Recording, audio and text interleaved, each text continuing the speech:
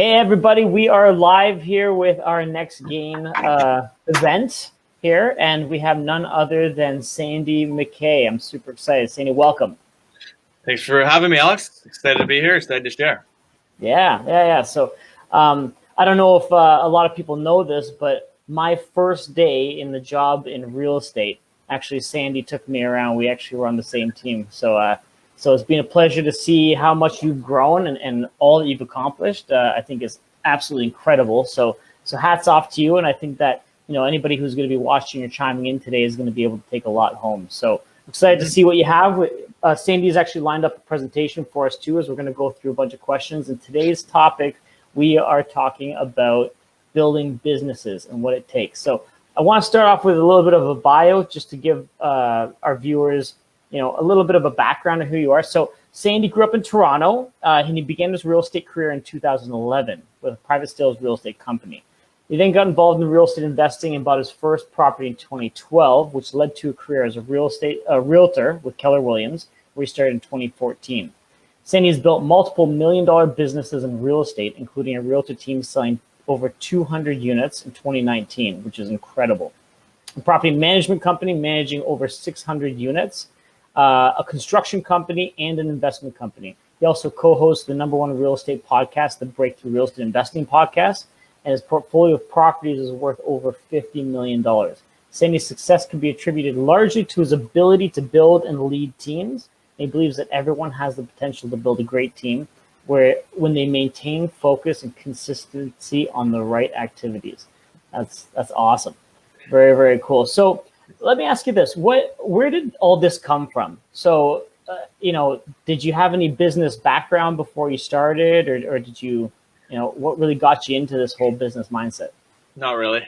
I honestly, I always relate a lot back to being a part of Keller Williams and that community and learning about business through that. I feel like I probably got an MBA or more than that through just the training and the environment in that company.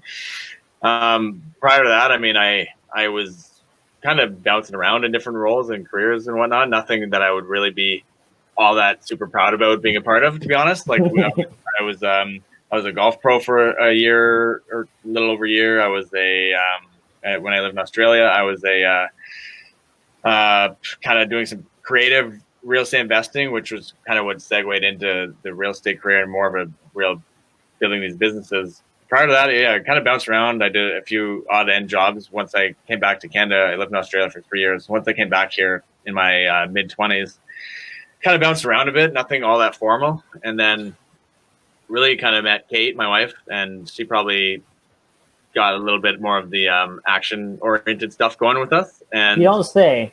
yeah.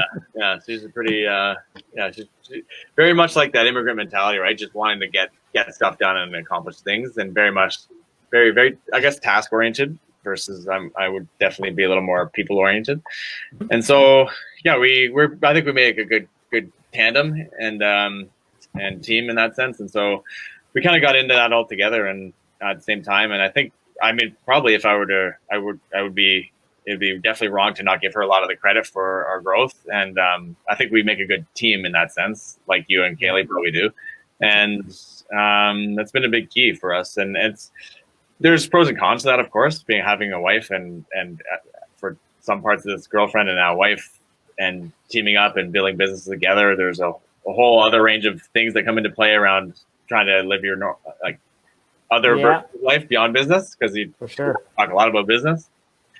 But it's ultimately, it's pretty fun. And as long as you have the same kind of mindset and goals and whatnot and can do it together and find that sweet spot in that, it's awesome.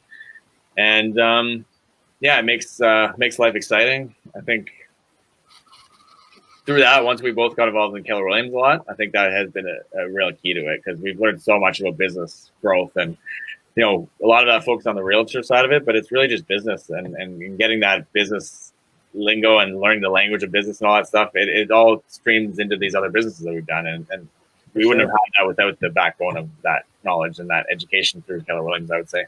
Absolutely. They say that the biggest difference between Keller Williams and other brokerages is that Keller Williams is agent centric, whereas other real estate brokerages are broker centric. And And it's funny when you talk to people, they don't quite understand what that means. But being a member of Keller Williams ourselves, the mindset shift is unreal. It literally teaches you how to grab the reins of whatever whatever you're taking on. And I mean, you guys have exploded and done so well, and we're very, very proud of you guys, by the way, and we're happy to call you guys friends. But we look up to how you guys have really flourished, for lack of a better word. And you mentioned you and Kate as a powerhouse team.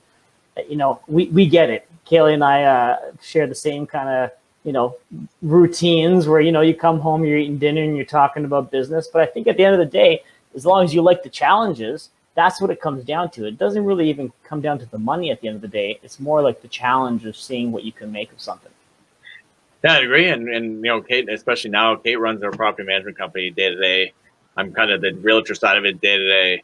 We are not we're a little bit more separated now at times in running kind of separate, but very much in line with each other businesses. But there are definitely a lot of the same challenges, I should say, that we've had like over years, and we can learn from each other and help each other grow them. It's cool. At least it's some great conversations. I think it probably only helps our business mindsets grow because we're all day long pretty much kind of working through challenges and coming up with solutions and different leadership things, and we're always focused on that, how it can be better leaders for our people, and it just leads to good conversations around that beyond just the workplace. I think you really have to be passionate about that or to really enjoy that part of it, because otherwise it can be pretty draining to be talking about that all day long.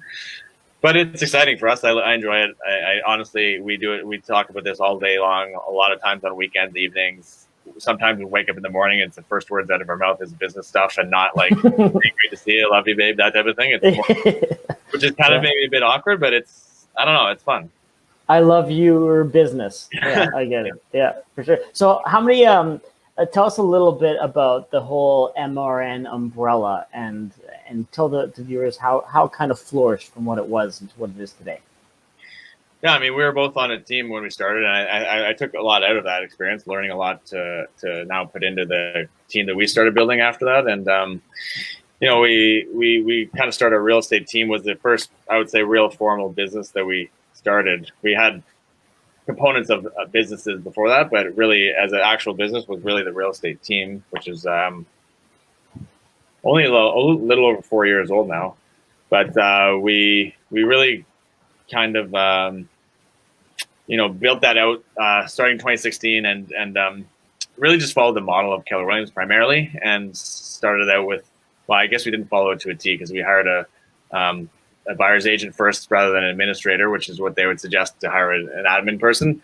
Mm-hmm. But I always knew we were going to build a team, and I hadn't found the right administrative person to make it make sense yet, so I kind of delayed that a bit. But ultimately, a lot of the key in that growth has been around the hiring and getting the right people on the bus, and it's taking our time with that and not like rushing into hiring people just because it's someone we found on the street that is okay to work for whatever amount that we want to pay and they can do the job. We don't want someone that can just do the job. We want someone that really wants to have fun with it and grow into that job, but maybe even grow beyond that. And so, through that, we've built out to now we have a little over 20 people involved. We have 15 realtors and then a bunch of support roles. And so through that, we basically service all around the Golden Horseshoe, and a lot of it primarily investment business has always been our backbone of our company. And so, yeah, there's a lot of people involved. We're all kind of in that wealth building world in some way, shape, or form. A lot of us have goals around wealth building, and so that's really what I think is a key piece of our culture is talking a lot about that, building that, and learning and growing together, and building wealth together, and then helping that knowledge, like feeding that into our clients and helping them do the same. So it's pretty crazy to think that when you started in 2016, I remember when you just had hired your first buyer agent. And, you guys were kind of going through the motions. And now 4 years later, you're in what position in RAB right now? You're like... I don't know, to be honest. Probably top 10, maybe, I would hope. I would, for sure. I mean, just with the sheer volume. And it's funny when you think about it. I find like a lot of realtors have, I would say, the basic concepts of a business mindset. Maybe not everybody, but some people prefer just to be the sole independent agent. But if you think going from 2016 to 2020 in 4 short years, you guys have managed to shoot all the way up to the top. And what were some of the key elements? Because I'm sure there was some fumbling and stumbling when you guys were first kind of starting to get the momentum. What were some of the things that you would accredit to your quick growth and your success? You know what, the number one thing, and this is something I think most people skip, but I think the biggest thing is really clarity around a vision, and ours has evolved over time, but clarity around the mission and the vision of the if you're building a team and it's not just yourself, you need to have stuff written down. You need to have mission and a vision statement written on paper, and get some clarity for yourself around that. I think that's a key part that a lot of people that are 5-10 years into building a business still don't even know, and that's probably why they have people come and go and leave, because the team, if they don't know themselves, then the team certainly doesn't know.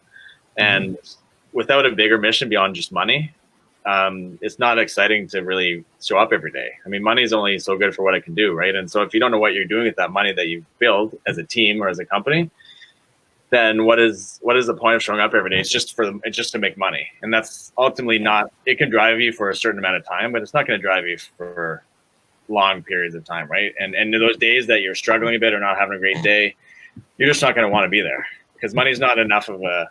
It's not as big of a. As they say, the purpose of business is to fund the perfect life, right? There you go. Yeah. Absolutely. So, and I actually love that point, because I think from a mission, vision, values standpoint, and correct me if I'm wrong, in your presentation, you're going to be touching on that a little bit. I have that in there for sure. It's a big piece. Okay, perfect. So we're going to save a lot of that for your presentation, because I'm excited to kind of hear what you got to say there. Sure. But I think that fundamentally that kind of creates a big why for the business in itself, and the people who bring on board are going to share in that why, which I think is fantastic.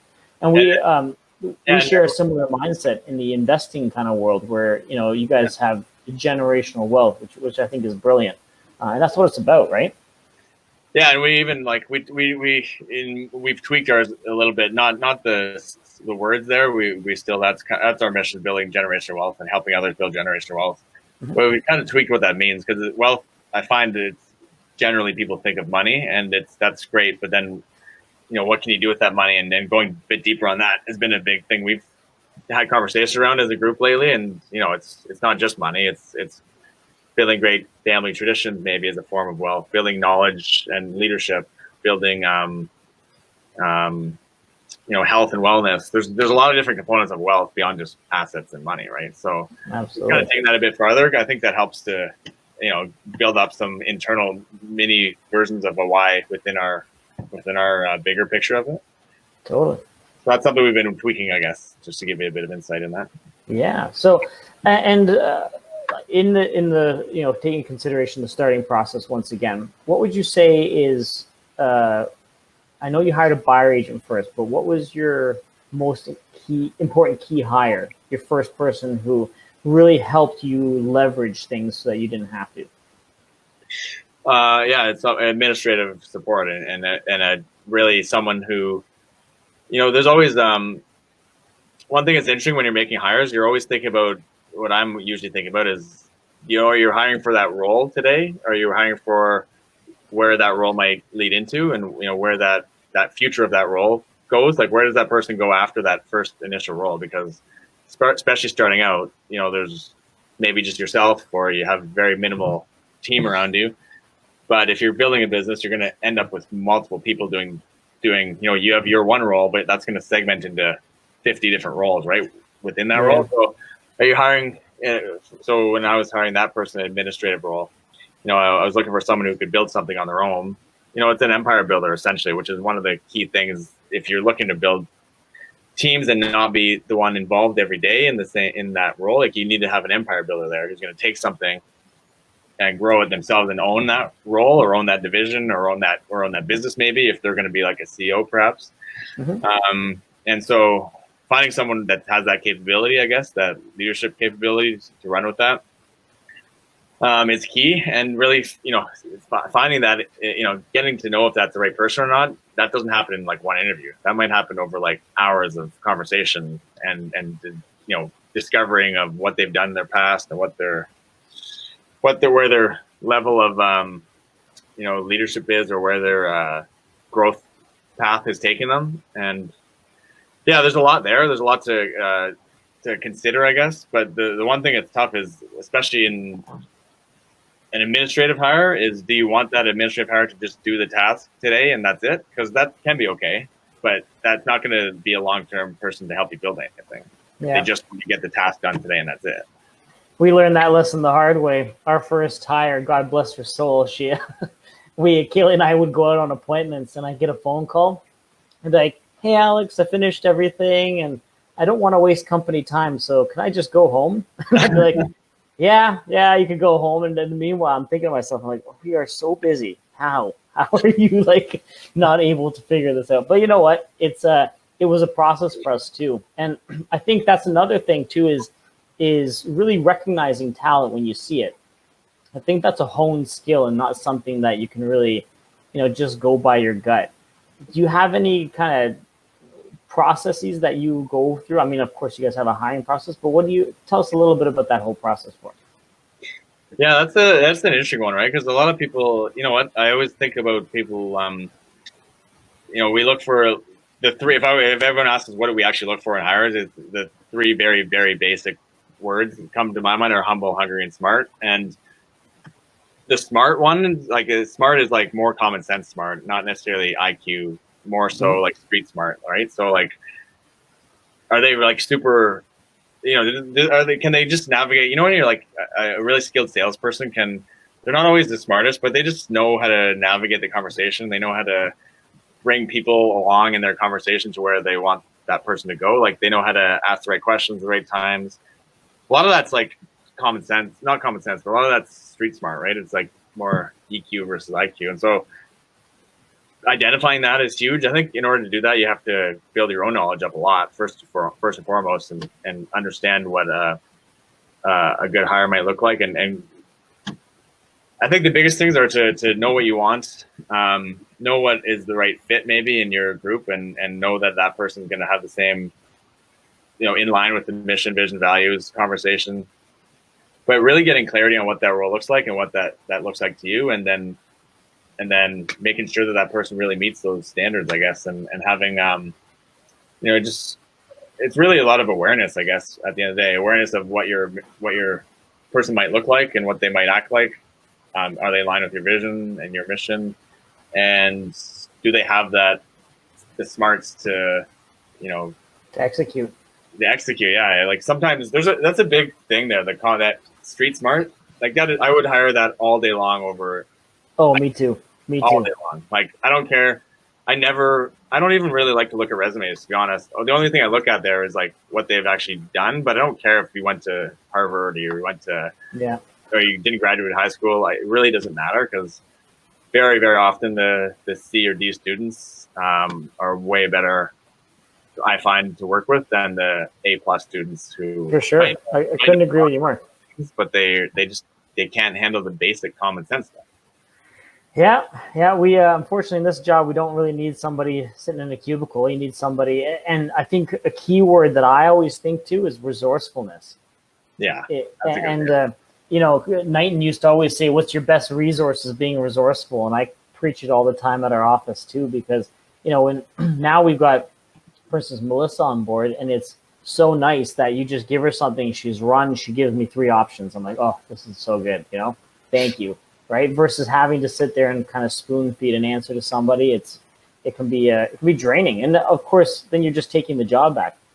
Well, what a big thing too is finding complementary skill sets and people that are like, if you're building a team, you don't need you don't need an all-star, goal scorer in every role. Like you need to have someone that, to use the hockey analogy, I guess, since I started there, you need to have someone that can shoot, and you need to have someone that can pass. You need to have someone that can go and grind in the corners and lay some people out or scrap some people here and there. You need to have a good coach behind the bench. You need to have a good assistant coach. You need to have like all these roles, right? And you can't have everyone being the the superstar like type person that's going to get all the glory and score all the goal. Like there's going to be perhaps some rubbing of they're not going to complement each other very well, right? So you need to have that in mind too as you build, especially as you get bigger. That's a big thing, is to have various roles within the group and different personalities, and make sure it all kind of meshes and blends together well. That's a big thing I find too. Like if you have the same people, like if Kate and I, or Kayla, you were the same person exactly, like it probably wouldn't fit that well. There's got to be some complementary skills there, right? Where for sure, where you help each other grow. Absolutely. And I can say having we work a lot with MRN, and we absolutely love it. Like we collaborate a lot with a lot of the realtors on your team. Executive Properties manages some of our properties. We also Miles helps us out with some of our videos. So you guys have attracted a lot of not only talented people, but people who are not afraid to figure things out. They're resourceful, and they're great personalities. I don't think that there's anybody on the team that doesn't have just a standout personality. So you guys chose well. Yeah, I think that's who you attract ultimately too, right? With what you do, eventually it starts to attract other, like the people you have start to attract others, and it becomes less about even what you do and more just about bringing energy to what you've already got and just keeping that going. I think that's where it gets kind of even more exciting, because it's less about just having to sell yourself or whatever you've done all the time. It's more just now it's about other people a lot more, and that's, to me, that's a little more exciting. Yeah, it's an ongoing daily thing to keep the for sure. That's one of the things in a CEO role, if anyone's in that role, or you're really, like, for me, I'm not really involved in a lot of sales anymore. It's really just about reinstating that vision and mission all day long, and helping people gain clarity around things, and then just getting rid of any problems they have, getting rid of roadblocks. Basically, those are kind of the three things you end up doing. And sometimes it almost is like people are almost like, what do you even do? Maybe you don't do anything almost at times, but it's you're not actively in it, but you're just totally on it. And that's the gradual thing, that go from being in your business all day long to being on it more so. That is tough for a lot of people to do, I think, because it's hard to give up. I struggle big time with that. Like, we've got a project coordinator who works full time with us, and like, I like to go on the job site, and I like to kind of get into the nitty gritty of, like, the building elements. But sometimes I think to myself, is this the best use of my time? Because I have someone here that I actually trust, and he's doing a great job. Why do I got to be here, kind of thing, right? And I think there's natural components to that. Like, that's something you maybe like, that you're a little more naturally, you do. I've done so many of these personality assessments and behavioral assessments, and there is a lot of value in getting some self-awareness in that stuff, because it's one thing to do that a lot and like just keep doing it and never be aware of it. But maybe at times it is good to do that, but maybe at times it's better to have the awareness to just be like, I probably shouldn't be doing this anymore. And I should just, as much as I want to, I just shouldn't, because it's going to hurt the growth of us or growth of our businesses. I think for myself, I do have a natural ability to, like, I'm way more bigger picture thinking than details. I'm not very good at details, actually. So I think that helps me a bit in that sense. And, depending on which way you're at, you kind of I need to get more okay with getting into some details at times. Especially in some conversations I have with people, because otherwise I like, they want to talk details and I don't. And if I'm not talking some details, I'll lose their attention.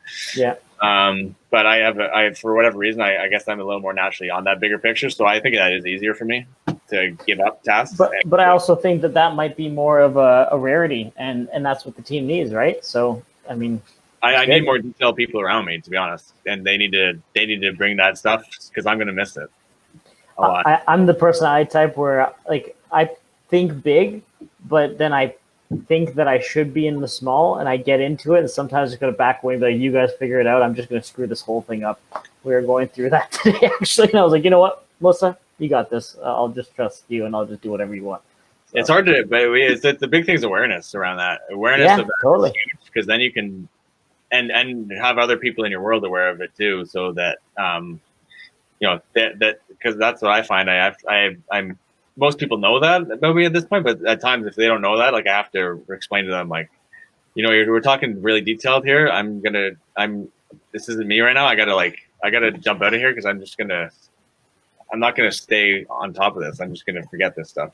Mhm. I don't know. That's the way my mind works. It's not the way everyone's mind works. That's for sure. So Gary Keller always talks about the one thing, and that successful entrepreneurs, it doesn't matter what field or what profession you're in, during your growth you want to be focusing on your one thing. What's Sandy MacKay's one thing right now? My one thing right now is recruiting, actually. So getting into conversations with other agents and growing, finding ways that they might come into our business in some way. And so that's what I focus on right now is talking with more agents and finding a good fit where it's a win-win to get into partnership with us. That's really my one thing. And if I were to say there's two things, my other thing is, even though they can't be, I know based on your question, but I kind of am wearing two hats. So my other hat is really the recruiter, but I'm really also still CEO of MRN. So daily, just being that CEO, bringing energy to the company and really sharing the mission and vision ongoing. And that can be big, like around in a group, or that can be like in little small conversation with people. So it's that, and then it's adding clarity to my people that I talk. Like we have 20 plus people. I have 3 that I actually talk with every day and hold accountable in some way, shape, or form. And so it's adding clarity to their roles so they can go add that to the other people. That's awesome. And then just helping for those 3, just trying to get rid of any roadblocks in their way or to accomplishing their goals and helping them do that. Now, with your guys' mission, vision, values, that whole like umbrella that you have, does that span across all the companies within the MRN umbrella? Or does the mission, vision, values change for, let's say, executive properties or It does change.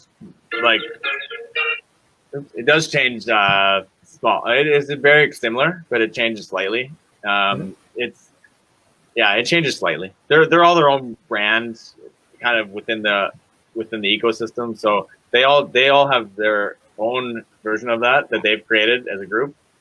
And ultimately, we kind of blend over into each other a little bit, but they're still their own team. They do all their own stuff together. So if I'm talking about our product management company that Kate runs, they're doing their own thing day to day. They have their own discussions around this. They, like on our MRN, for example, I initially came up with everything myself, but over time, we actually meet every year and we go over our values.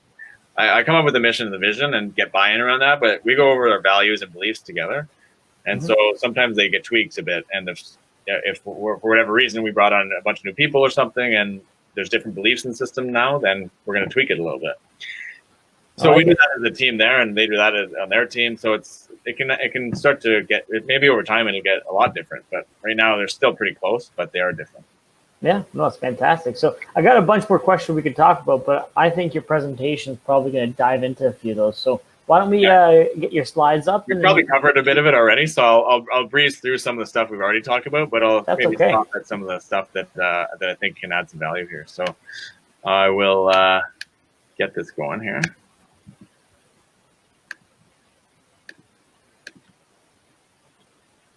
All right, we see that? We do. Let me click present. That's probably all good there? Yep, perfect. All right, let's talk about building some great teams. So the start here is kind of and I have used this before, so this isn't exactly for this talk, so I'm going to skip through some things. By the way, I have had a bunch of failures in life. Here's a few of them. We talked about kind of bouncing around before getting into real estate. Like I've had a hell of a lot of failures in real estate, but even before that, all these failures. I did start some businesses here, 3 different online businesses. I started trying to build online businesses once I came back to Canada. What was your educational background? Like, what would you start going to school for? Economics. I went to University of Windsor.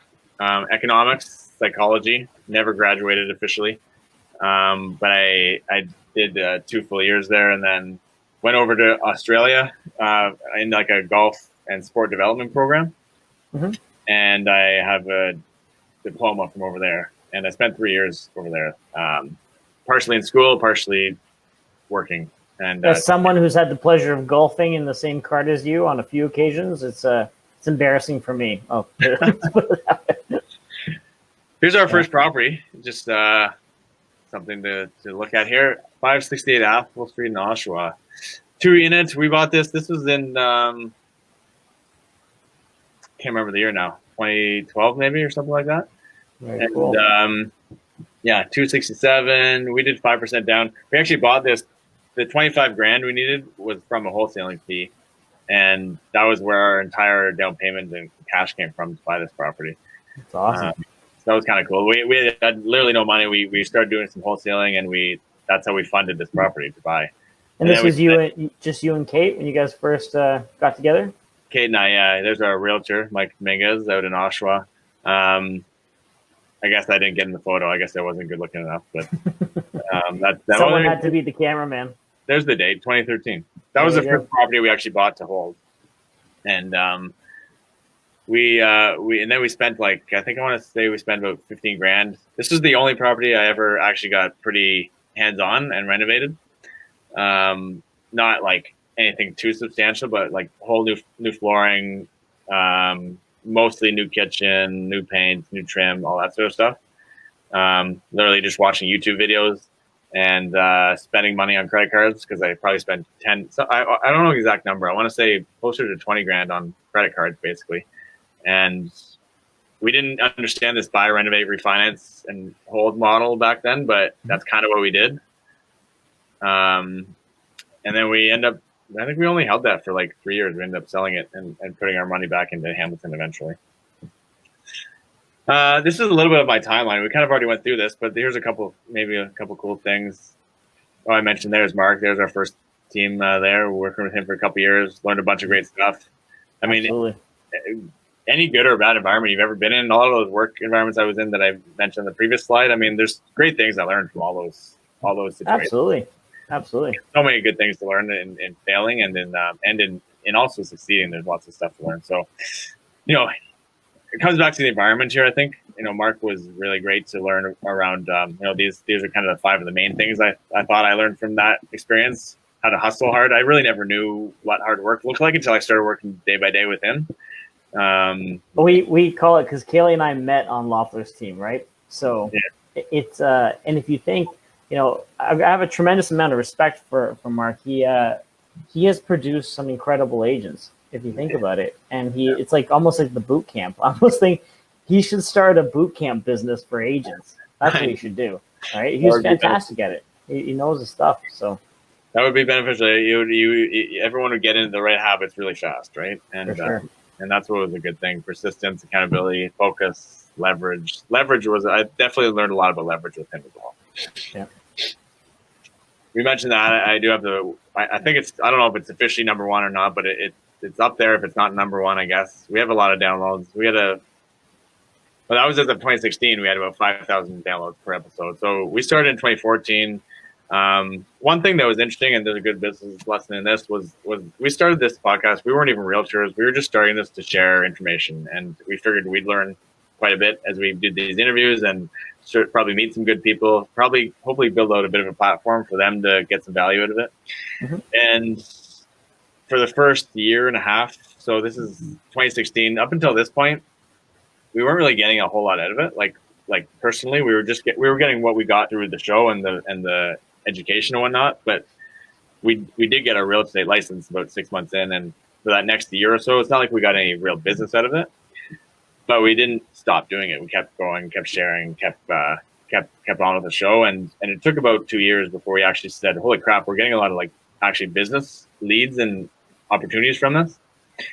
And I think a lot of people, when we were doing research for this show, it was 2014. There was no consistent content for real estate investing in Canada that existed at the time on the podcast platform.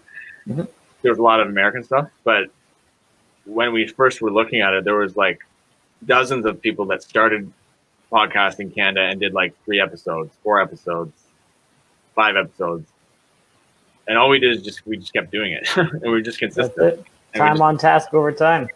Yeah, and then 2 years later, like it started blowing up. I've got so much, I've got a lot of business from this podcast, and I can't imagine what it would have like where my life would be if we just stopped this show, a year or a year and a half in because we weren't getting any business out of it, right? Like it literally would have. I don't know what my life was like. It can be a completely different life, and maybe none of this stuff would even exist if it weren't for us just continuing on and pushing past that next level to just very cool feel that out. So it's pretty interesting. There's a lot of different ways in life where that might come into play, even with different marketing campaigns you do. Sometimes it's just like that next week of content or the next week of hustle to really literally go from zero to something amazing, right? So it's interesting how that played out. There's a bit about our companies. We already talked about that. We do have a few other companies that are in the mix here. Outsourcing company, marketing, landscaping. Our landscaping company is really getting active right now with just connection with the construction and the property management. Yeah. So kind of vertical integration. Like if we have a lot of our investor company kind of off fizzles down in beyond the companies, right? So we focus a lot on finding investors to partner with, and then that business filters on through the whole ecosystem, right? So next thing we know, we need a realtor, and then we go find a property. Now we need a construction company, we go get them involved. Now we need a property management company, we get them involved. Now you need a landscaper. Yeah, I love it. So it's kind of funny. We a lot of our. So actually, here's a bit about our team. So first hire Z. So like I said, she has an MBA. Mm-hmm. I definitely don't, but I feel like I have one, and I feel like I have a crazy amount of experience just through Taylor Williams and running our team and the experience there. We hired her as 40 grand as administrator in 2016. This is what's kind of interesting. I find, like, why would she take that role? She has an MBA, right? So she could definitely probably have found a role for more money at that point. Mm-hmm. And now she makes quite a bit of higher salary. She earns bonuses from 3 other companies in our world here. She owns 50% of the virtual assistant company, and she's got a lot more opportunities, I guess. And so the real reason that she took on that role, and the only reason she would have, is because of that opportunity, right? And so how do you share that? We talked about this a bit, is having, not only just having it in your mind, but having it in your, like, on paper that you can show someone, say, hey, this is like not something in my mind. I've actually thought about this pretty deeply.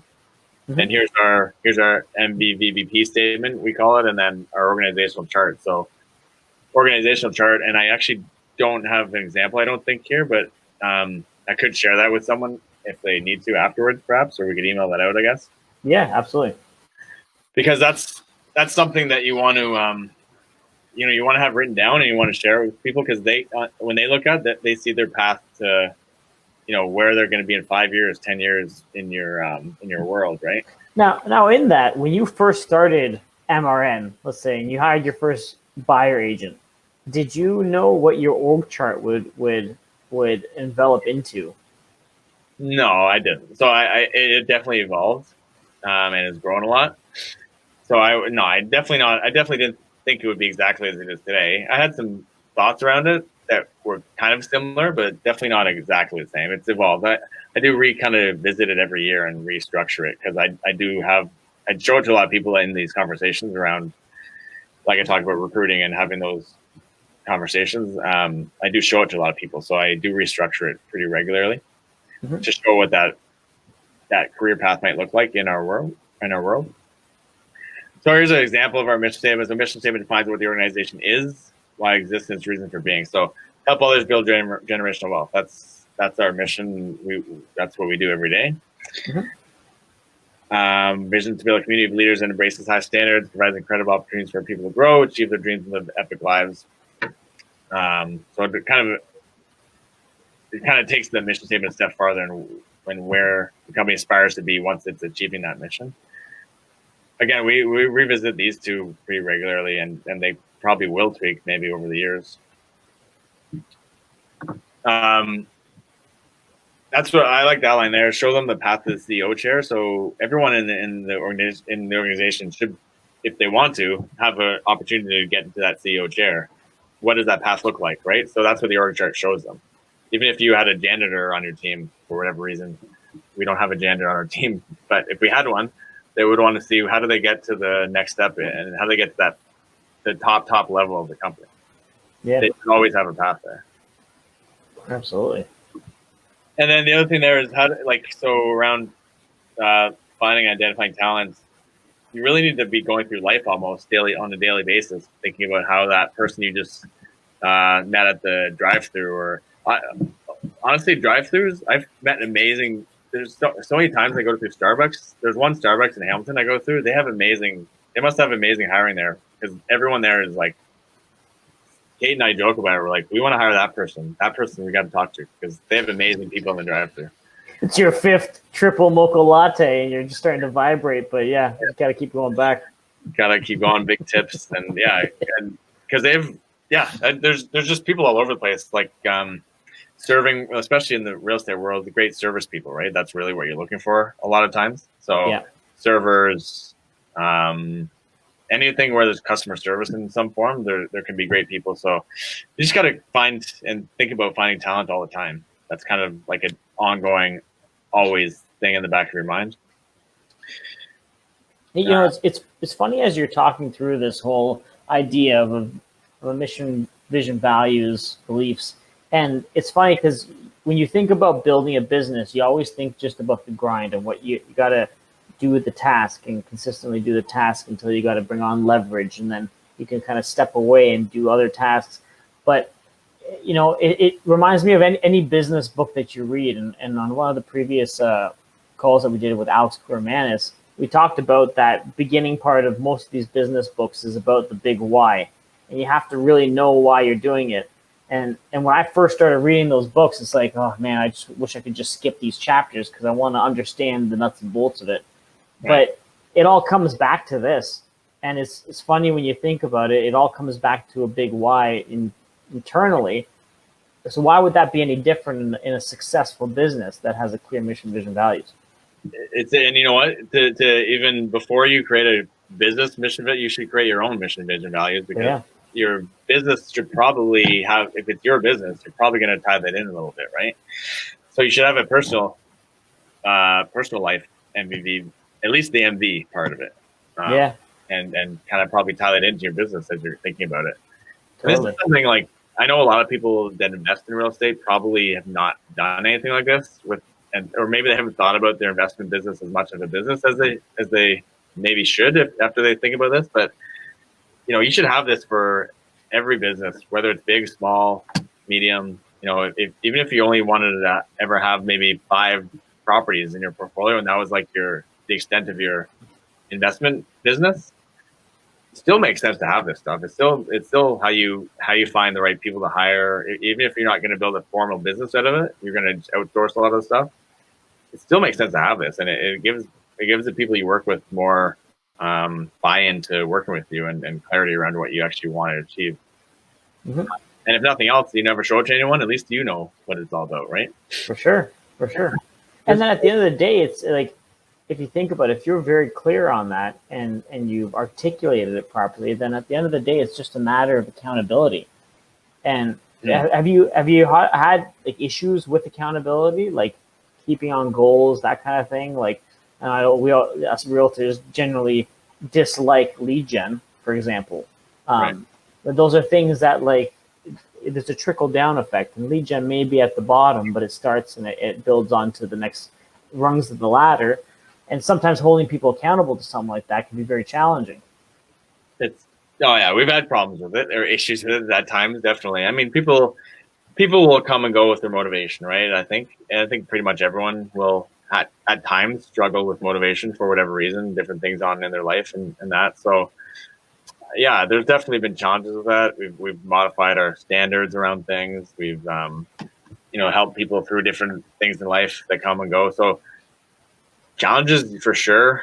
You really need to have a good set of standards, and that's kind of something for any business or even like as an investor. If you're renovating properties or something, or you're you have tenants or anything, you want to have a certain standard to people to meet, right? And so there's accountability in that, and then and that person meeting that, even as a tenant, I guess you could look at that as they need to meet a certain set of standards to be your tenants ongoing. Yeah, And totally. I guess there's some accountability in that. Not you're not working with them day to day necessarily, but as you're in a business, you're just having, it's like having that tenant with you all day long. You need to keep them on those standards, and they want to be a part of your system.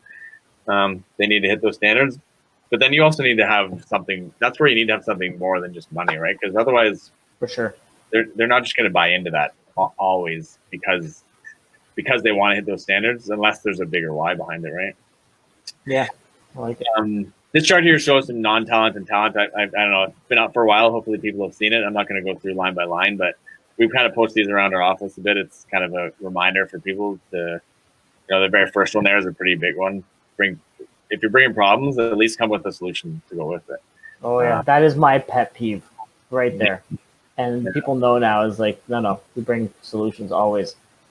You can bring as many problems as you want. Just at least have a solution to go with every one of them. And it doesn't have to be the right solution, but you at least have to have given it some thought to like, how would I solve this? For sure.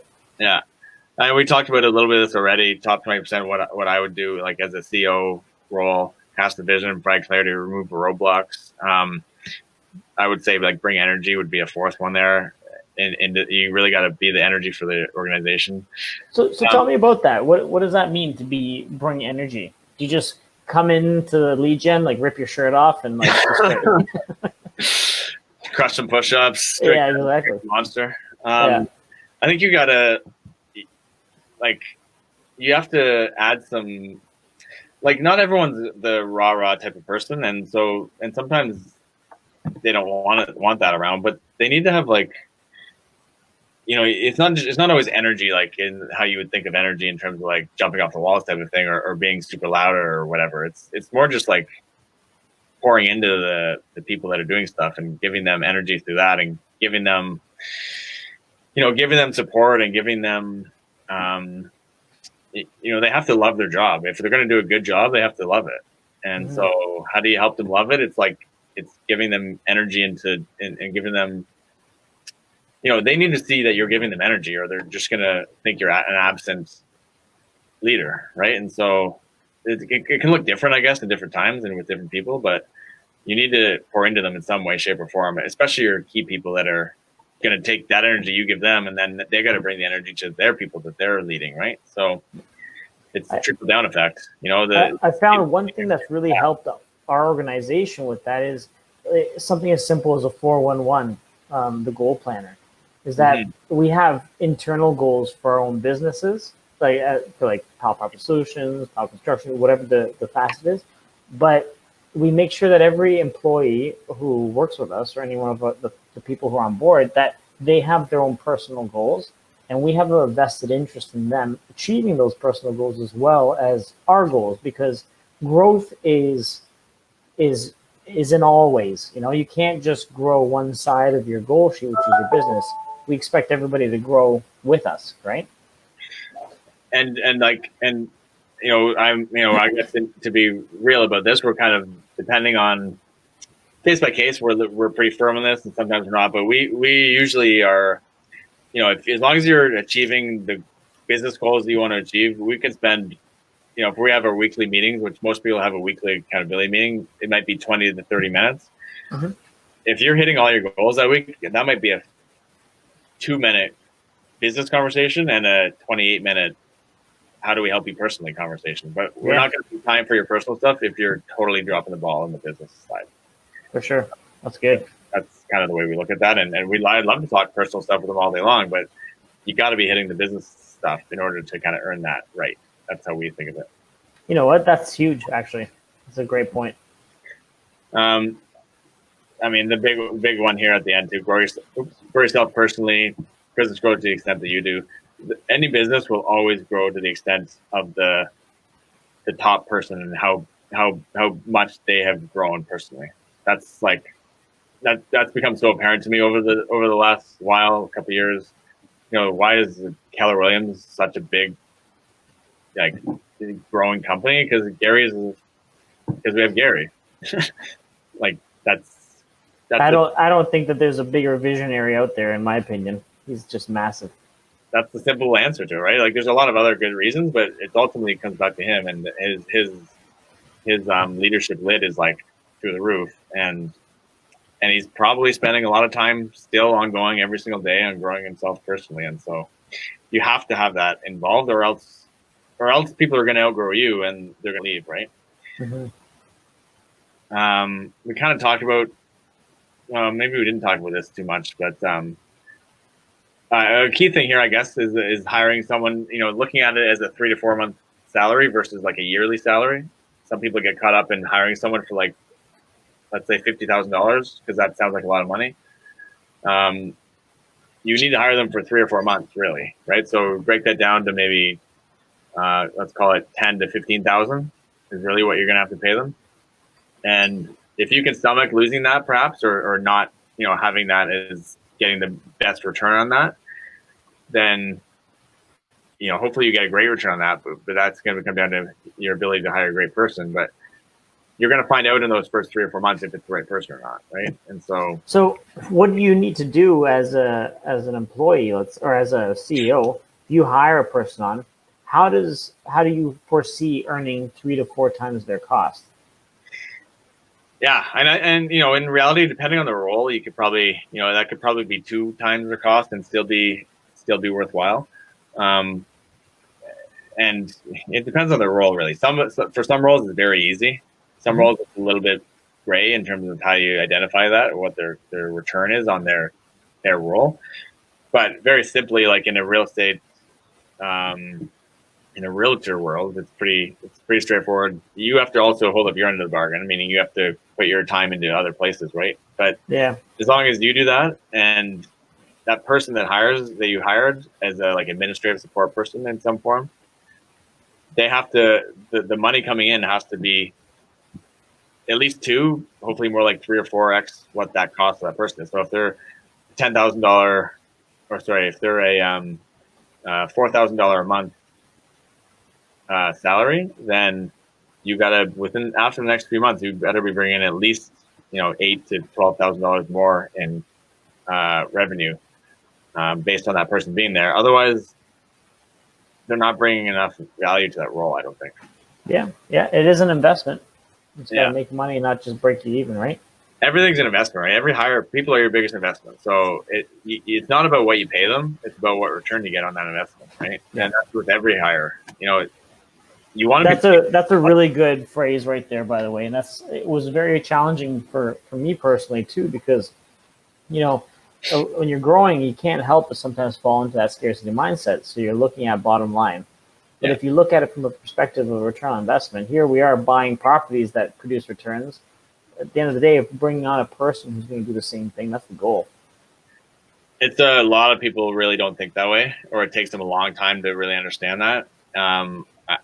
Myself, somewhat included, I guess. I would probably say I learned that a lot. I learned quite a bit of that before I started making hires. So I guess maybe I learned that through being on another team and being involved in another business where I was learning this. But yeah, it's your biggest investment really is the people. And even in the real estate investor space, like your biggest investments still are the people that help you do things. And finding a great deal finder or a wholesaler, for example, and treating them well and getting them, I guess you're probably not paying them salary necessarily in that case, but being okay to pay them a good wholesaling fee, for example.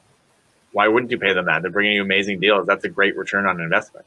Yeah. So, you want to be paying people. You really want to be paying people as much as you possibly can. For sure. And like having, I think about that at times. Having someone, in your world, if you have people, employees or something, and you're thinking about the fact that sometimes you almost have that thought where you're like, well, I'm only paying them so much, so I don't expect that much from them. And it's like, well, yeah, it's kind of a silly spot to be in. You'd rather have someone in that role that you can pay ridiculously amount. Like I want to pay people millions of dollars a year because that means they're probably returning multi-millions a year, right? Yeah, for sure.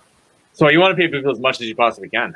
At the end of the day, it's totally the opposite of what a lot of people think is where they want to pay people the least possible, right? The least amount possible. Just a mindset shift there.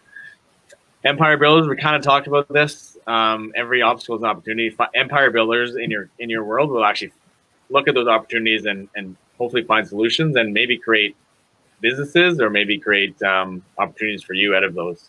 That's the difference between having, someone who just wants to go home because there's nothing to do at the end of the day, or they see an opportunity there and they want to maybe go home and build a side hustle around a problem in your business, perhaps, which is opportunity for everyone involved in that case.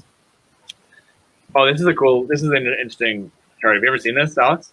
No, actually, I haven't. So this is something I came across maybe a year ago that I don't know, maybe I'm overly passionate about it, but I found it so interesting because I found so many scenarios like this in my world. So this is basically shows you your level of thinking about money and how it relates to the people that you interact with on a day-to-day basis. So they say, and I'm not really sure where they got these figures from, but this is something I took from another person's presentation. Level one, if you're thinking about money weekly, so in any given money situation or financial conversation, you kind of think about, how does this affect me this week? So if I'm going to go buy a thing of milk, hypothetically, people are looking at that and they're going, how does this affect my financial situation this week? Or if I'm going to buy, or if I'm paying, So basically, if you're thinking about weekly financially, your annual income average is 10 to 30K. And so if you're thinking about finances monthly, meaning you're thinking about how does this financial decision affect me this month, annually you're earning about 30 to 50K. You can go down on the list here. The people who are making decisions, actually a great way to think of this is in like marketing budgets or something you're spending money on today, but not expecting a return. Like I mentioned in the podcast, we were not thinking that we're going to get a return on that weekly, right? We're thinking that we're going to get, in the next couple of years, we were probably thinking about probably in this 2 to 4 year range at the time when we did that. And so, anyone who thinks like that about business decisions is going to be earning in this 250 to 500 range. The people who play the longest of long games in business world are the people who make the most money. Elon Musk, the easiest example of that. He's not trying to fly to Mars or go on the moon or do all this crazy stuff he's doing. He's not necessarily expecting to get a return on that today. He's playing this super long game with that. And this is very powerful, actually, a very powerful way to think about it, to be honest with you. Yeah, you got to play the long game with almost everything. The longer you think out, the more money you're going to make. It's like Warren Buffett. He's buying something, he's always going to hold it forever. That's why he's now in his 80s or whatever. And you look at his wealth graph he was our age or around our age in early 30s type of thing. And I think I'm worth more than he was at that age. Even if you factor in The inflation. Yeah, he really wasn't worth a whole bunch of money but he had so many assets built up that just weren't worth a whole lot yet, but he held them forever. So now he's like, it's exponential. In his 60s, 70s, 80s, he just like went through the roof with his wealth. And he's thinking about it super long term, right? And so when you business plan, then Sandy, like, are you business planning? And I'll be honest with you, like, I can kind of see where we're at. Like, we business plan like from like the 3 to 5 year mark, right? But are you business planning like 10 years down the road? I'm not really, to be honest. I probably should be thinking bigger. It's wild. It's actually a really cool kind of thought process. I really like it. So I know the interesting thing about this that is I find even more interesting is that, and this is how it factors into team building and stuff, is they say it's pretty much impossible to be managing or to be leading anyone that is more than 2 levels removed from you and their thinking. So if you are thinking in that, let's say 2 to 4 year range, and you're trying to lead, like you hired let's say you're a real estate agent and you're thinking in this range, but you hired someone and they're an administrative person and they're thinking every single month, they're thinking about things every month. That's going to be very difficult to have a conversation. You're just going to disagree on too many things because they're going to be thinking, how does this return this month? You're thinking 3 to 5 years. It's just total not alignment, right? Yeah. And so when we're doing a lot of hiring, we kind of look for signs around that, and in terms of their thinking, where do they think about, money in that sense? And you can kind of ask some questions around where their motivation is and stuff, and dig that out as you talk with them. And it's pretty interesting to see. And not that everyone needs to be thinking, like, you can definitely change your mindset in this, but it's a good identifier. You can have this in even an accountability meeting and talk with people around why they made different decisions. And a lot of it factors in is that they were thinking really short term, and that might be awesome. the results they want. So it's an interesting graph. I found it really valuable. I use it with our team members a lot of late in the last few months, and I think it helps. Yeah, for sure. Now we get into BRRRR and all this sort of thing, which we could talk about if you want. All right, that's kind of our BRRRR ecosystem. We kind of mentioned that we have kind of the ecosystem of companies to help support that strategy. We kind of just built it around the BRRRR method: buy, renovate, refinance, and rent. That's about it. This is something I just add in. I add this in a lot of presentations because it kind of is a bit of that why thing. And I know you've probably seen this before. It's something that's just bold, actually. But it's not always about you, right? So thinking you don't need to grow a big business. You don't need to have big teams and all this stuff. But other people in your world probably would benefit from you doing that. And how many more jobs and families can you affect by building a big world? You can affect a lot more, right? And if you really had to write a check for $100,000 tomorrow, if you can write that, great. But what if it was $1 million that was needed because there was a big health issue or somebody you loved desperately needed it? You might as well build a big enough life where you can do that. Absolutely. That'd be a lot cooler than being able to, than having to say no, right? I'll be honest, you can make $1 million and it might feel great, but if you can give $1 million, how good would that feel? I think it's a lot better. I think it feels a lot better. Absolutely. We early on we were thinking about kind of our why and what approach we wanted to take to it. And one thing that we felt incredibly passionate about was once again financial freedom, and that can exist for anybody if they really put their mind to it and apply themselves. So helping another person get there and build passive income and kind of seeing how that reshapes their life, that is worth all the money in the world. And to me, I get a lot of gratification from helping somebody, like that light bulb to go on. It's like, holy shit, this is real and this can happen. It's awesome. It's way more fun than doing it for yourself, really. For sure. And I mean, doing it for yourself is fun and it's good. And it's like, obviously, to do that, and you can then use that in effect and help more people. But there's nothing better than doing that for someone else. Definitely. I'd agree. Way more fun. Well, we are just past our hour mark here, and once again, a tremendous amount of gratitude to you, Sandy. You're a force to be reckoned with, and someone who, as I said, Kaylee and I look up to you and Kate, and we just think we're big fans of you guys and your team. So keep crushing it out there. Thank you so much for joining us and sharing this wealth of knowledge. And should we throw out there the charity stuff we're working on together, just as the last yeah, absolutely. Yeah, I think we should, because that kind of falls in line with giving back and doing that sort of thing, right? Totally.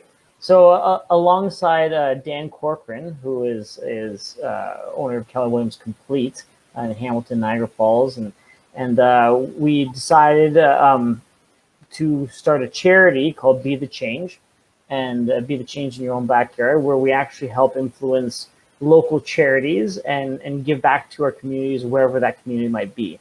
And so we're working towards different ideas of where we can actually help influence and help raise money to just give back. And I think it's actually, when I think about a charity, I think of that this is probably the coolest charity that exists, because it doesn't give back to just one facet. You can give back anywhere and everywhere. So I'm super excited about where it's going to go, and yeah, give me a little comment on there too. Yeah, no, it's exciting. It's cool, and it's just launching, so it'll be exciting once it's official. Because I don't know if listeners would know, it's not exactly like you just started sharing the next day. It takes a bit of time and effort, but yeah, it's been fun to get through it. We're almost there, and it'll be exciting to see what we can do in different communities around the country. I guess for now, I think we are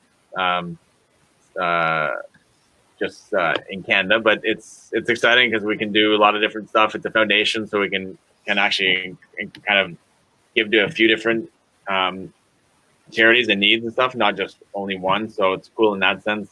And hopefully we can find some other partners and stuff to collaborate with us and be involved in it and do some awesome events together and really be the change in your own backyard, which is a total great connection for us as real estate entrepreneurs, I guess, and investors and all that. As I think we're already being a change in our own backyard in some way, and this is just another way to do that. So it's a cool thing to be a part of, and for sure. I feel very blessed, to be honest with you. Yourself, Dan, you guys are incredible visionaries, and you want to talk about people who look at that 10 plus years. Like, you guys are the guys that I see myself doing that with. So I'm very excited because I think I've got a lot to learn, and you guys are doing some really, really cool things. So it's going to be awesome. I'm looking forward to it. Cool. And I think they can find out some more information if they want. I guess they could go join our Facebook page or something and find out more about it, or Instagram and see the Change charity. Yeah. All right. Well, once again, Sandy, thank you so much. Really appreciate it. And to your future success.